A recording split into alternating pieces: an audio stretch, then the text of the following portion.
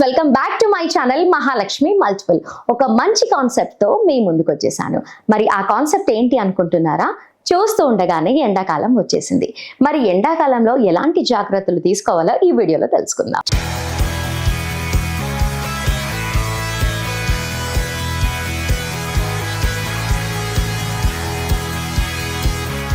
చూస్తూ ఉండగానే ఎండాకాలం రానే వచ్చేసింది.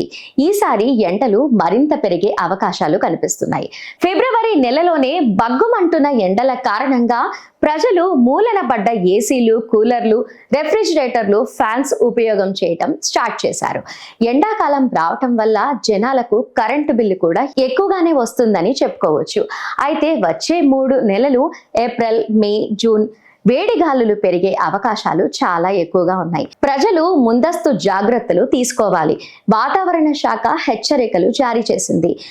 ఎండ తీవ్రత వల్ల డీహైడ్రేషన్, సన్ స్ట్రోక్, విపరీతంగా తలనొప్పి రావటం, అనేక వ్యాధులు తలెత్తుతూ ఉంటాయి.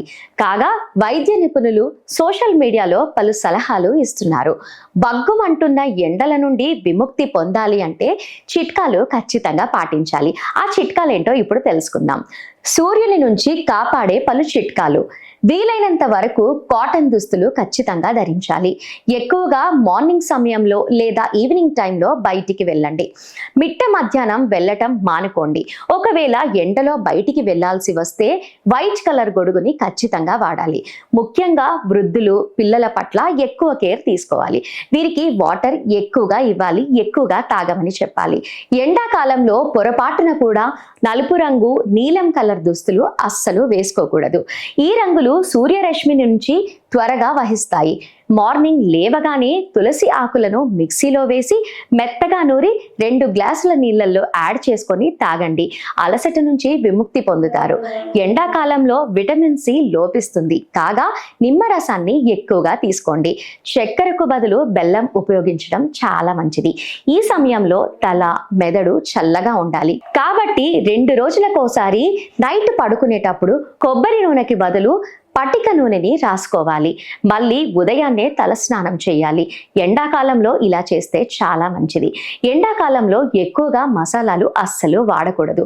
మసాలాల వల్ల మలద్వారంలో వేడి ఎక్కువై మల విసర్జనలో ఇబ్బంది ఏర్పడుతుంది. పైల్స్ వచ్చే అవకాశాలు కూడా చాలా ఎక్కువగా ఉన్నాయి. పెరుగుకి బదులుగా మజ్జిగను వాడటం చాలా మంచిది. పడుకునే ముందు చల్లటి నీళ్ల గుడ్డతో నేలను తుడుచుకొని పల్చని గుడ్డలు వేసుకొని పడుకుంటే చాలా మంచిది.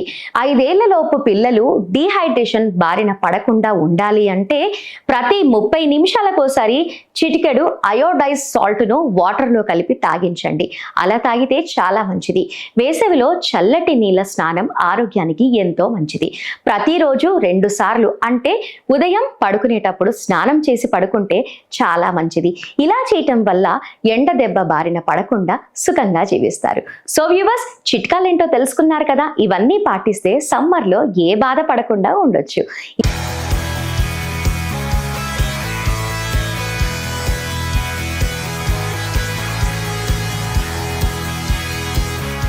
ఈ వీడియో నచ్చితే లైక్ చేయండి, షేర్ చేయండి. అండ్ అలాగే ఇలాంటి ఇంట్రెస్టింగ్ వీడియోస్ కోసం మా ఛానల్ని మర్చిపోకుండా సబ్స్క్రైబ్ చేసుకోండి. నెక్స్ట్ వీడియోలో మళ్ళీ కలుద్దాం. Keep watching.